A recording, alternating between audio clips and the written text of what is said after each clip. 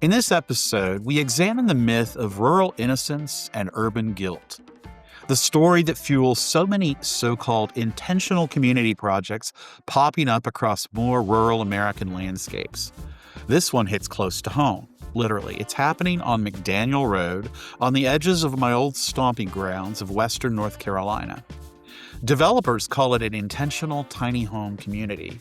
The brochures promise simplicity, nature, and freedom, the dream of small living on someone else's land. But scratch beneath the surface and you'll find the familiar logic of speculation and displacement, a rebrand of the same forces that have hollowed out towns across Appalachia. It's easy to frame projects like this as good or bad, but the truth is often much more complicated and more revealing. This isn't about heroes or villains, it's about power.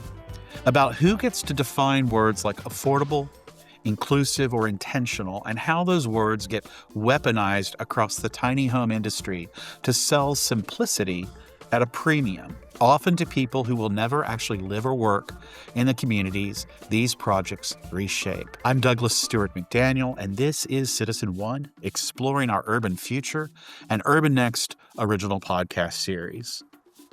This one started with a message that hit me like a glitch in the simulation, a DM from an old high school friend from Western North Carolina who follows this podcast.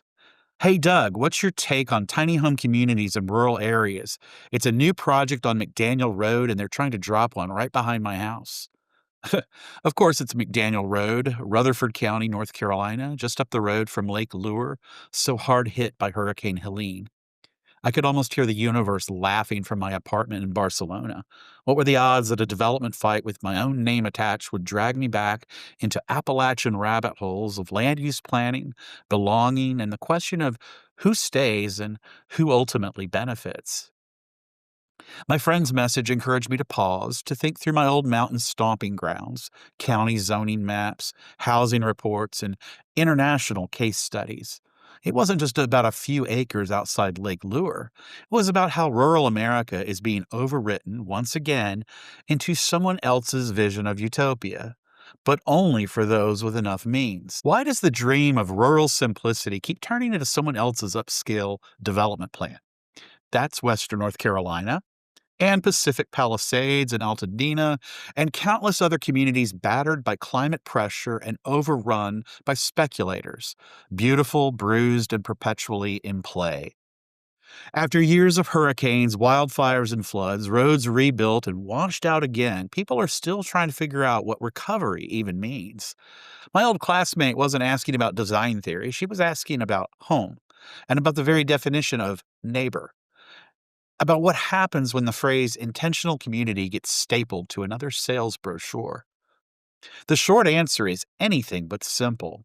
A tiny home project can create meaningful housing and chip away at a global housing crisis. Or it can extract profit for out of state developers with no local stakes, adding hundreds of cars, new sewage loads, and emergency service demands to fragile rural systems, and leaving local infrastructure to pick up the bill. The developer is Simple Life, a company headquartered just down the mountain from her in Flat Rock, North Carolina. They've built several of these cottage communities here, marketing small homes and shared amenities to retirees, downsizers, second homeowners, and remote professionals seeking a simpler life in scenic settings. Their brand language is seductive: freedom, community, nature, affordability. But the model tells a different story. Residents typically buy the home but lease the land, a structure that keeps upfront costs low while ensuring the company retains ownership and control.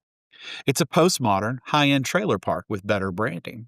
It's an arrangement that works well for investor portfolios and those second home buyers, but rarely for the local workforce. On their website, Simple Life proclaims, live large, carry less. They promise vibrant, well-designed communities that empower residents to enjoy a simpler lifestyle. But when you compare the language to the actual site on McDaniel Road, the clearing of old woods, the private well pressure, the gated scale of amenities, the number of resales and flips already listed on their website, you begin to see why this vision doesn't necessarily map to the local reality. The promise of freedom may mask a model built for investment, not belonging. The minimal footprint may mask a major land conversion where storm runoff has already proven to be a huge liability to entire communities. The gap isn't just a twist of marketing, it's a civic question. When a developer says everything's included, who pays when the roads cave in, the well runs low, or the slopes fail? For neighbors on Bills Creek, the math is brutally concrete. 280 to 300 planned homes on roughly 54 acres means 5 to 6 units per acre. Urban density on a rural road. That's as many as 600 additional residents and hundreds of new cars on narrow, winding mountain routes that already struggle under storm damage and tourist traffic. People at a recent community meeting didn't speak in abstract planning jargon. They talked about fire trucks getting through, ambulances making the turn, and what happens when 600 more people start flushing toilets into systems never designed for that load. Simple Life's own listing page includes dozens of homes marked not as new build, but as resale. These aren't opportunities, though, for longtime locals. They're investment units, flip ready inventory. When you tout simplicity but sell on the secondary market, the model begins to look less like community and more like real estate arbitrage. Over time, land lease fees rise and the promise of affordable living slides toward the same absentee ownership mindset that has hollowed out so many mountain towns across western North Carolina. Big questions remain. Who will pay for major road upgrades, storm damage repair, sewage septic systems, and flood mitigation, especially in a climate vulnerable region like western North Carolina? Simple life is not unique, it's a symptom of a larger trend. Across Appalachia, what's marketed as intentional living or sustainable community often ends up serving people who already have stability, not those who need it most. The logic is quietly colonial. Import wealth and aesthetics, export local agency, and abandon local ownership. The result is an economic mirage, boutique affordability built on permanent dependency. That's the paradox of the modern mountain dream. You can buy into community, but you can't own the ground beneath it. Developers love to throw around the word affordable. It photographs well, but in practice, affordable usually means cheaper, not attainable, not for teachers, firefighters, or their families. Neighbors have already started using a sharper distinction at these public meetings. This isn't affordable housing at all. It's attainable only for those second home buyers and well off downsizers, not for the low wage workers who need it the most. Across the U.S., we keep ignoring and losing the middle, homes that a working family can actually buy. Urban housing costs have exploded, and rural counties like Rutherford are caught in a strange loop. Land is cheap, but everything else costs too much. Wells, septic, roads, insurance. The math only works if you cut corners or sell to outsiders. That's how speculation sneaks in, disguised as innovation.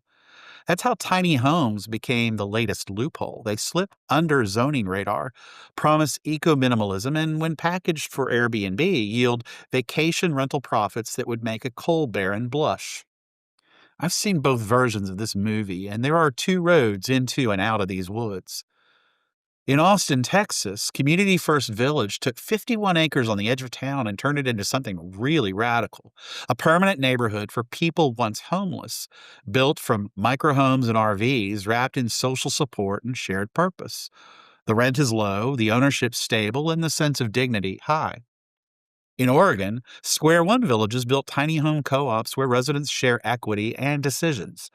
The homes are small, 200 square feet, give or take, but they're owned, not rented. It's not charity, it's agency. These examples matter because what happens on McDaniel Road could echo either path, and each offers a blueprint rural counties could adapt if they cared to.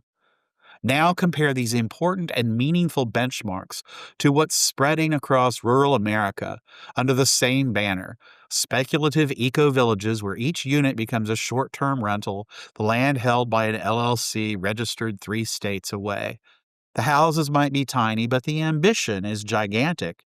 Extract as much profit as possible before the septic fails or the locals revolt. I was just talking about a similar issue with Ryan Short, the author of The Civic Brand in Season 2, Episode 5 of the Citizen One podcast, about a 30-acre parcel in Santa Fe, the old university site. Big ideas, open land, good intentions. The question isn't can it be redeveloped, but for whom? But in that episode, we unpacked the visionary leadership of the city of Santa Fe. They refused to surrender to the quickest or most profitable developer scheme. You see the same tension everywhere.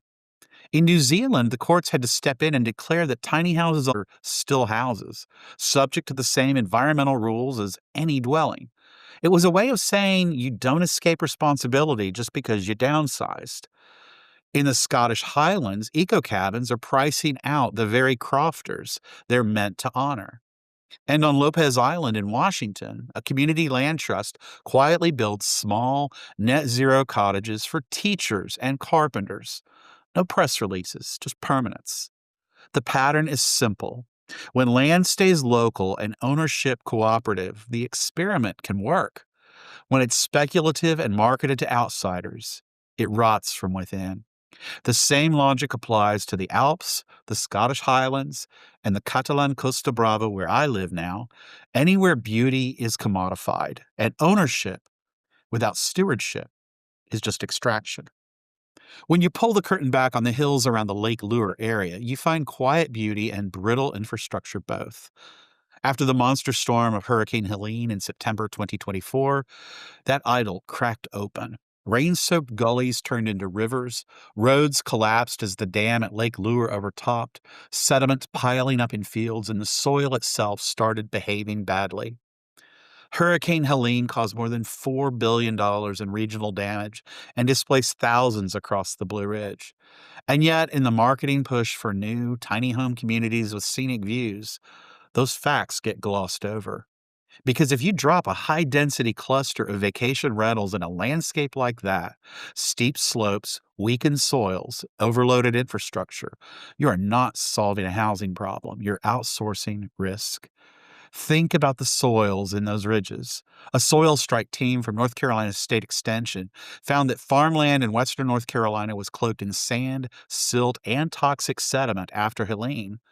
The ground is more than unsettled, and city and county planners need to take their time with infill developments. These communities must demand serious soil studies, risk assessments, and real mitigation plans. Think about the roads. The town's storm recovery notices list emergency dam repairs, sewage system challenges, and streams of debris. At a November community meeting, residents tried to raise exactly these questions about traffic, sewage, wells, and emergency response. The presenter asked them not to record, but North Carolina's open meetings law says otherwise. When a project of this scale arrives and the first instinct is to manage optics rather than share information, it tells you something about who is expected to shoulder the risk. Now imagine people buying into a tiny home model pitched as eco-mountain living when the land beneath them still hasn't finished healing. The promised community becomes a waiting game for infrastructure failure. But rather than anchor place-based belonging, it becomes speculation perched on geologic instability and tourist flux. But take that same 25 or 50 acres, tie it to local ownership, a co-op, a land trust, even a hybrid model where locals get first right of purchase, and you've got something different. A place where firefighters, servers, and school bus drivers can actually live near where they work. That's what Neighbor looks like in 2025. Not resistance to change, but stewardship of it. Showing up early, asking the right questions. Who's funding this? Who holds the deed? And what happens when the Instagram buzz dies? A quick look at Simple Life's own listings tells the story behind those 280 to 300 proposed units and 600 new neighbors. At the Village in Flat Rock, 8 current resale units average $423 per square foot. a range of 378 to 468 square feet. One is 543 square feet at 226,000. Another is 340 square feet at 159,000. In these communities, residents also pay between 350 and 450 per month in land lease alone, depending on home site location and size. That lease covers the dirt, nothing more. On top of that, there's a separate monthly fee for water and sewer, basic cable, trash and recycling, landscaping, and access to shared amenities. When you add it all up, the so called simple life can easily cost as much as the mortgage on a small house with real land beneath it. The affordability narrative collapses once you run the math. When a developer markets simple living at urban luxury rates on leased land, it's not affordability, it's branding. It isn't a path to rootedness, it's churn. My friend isn't a holdout or a NIMBY, not in my backyard. She is a stakeholder and a neighbor. And she doesn't have to be a planner or a protester to understand that she has to just stand up at a county meeting and ask, will this place belong to the people who live here or to the people who visit? And if she doesn't ask those questions, who will?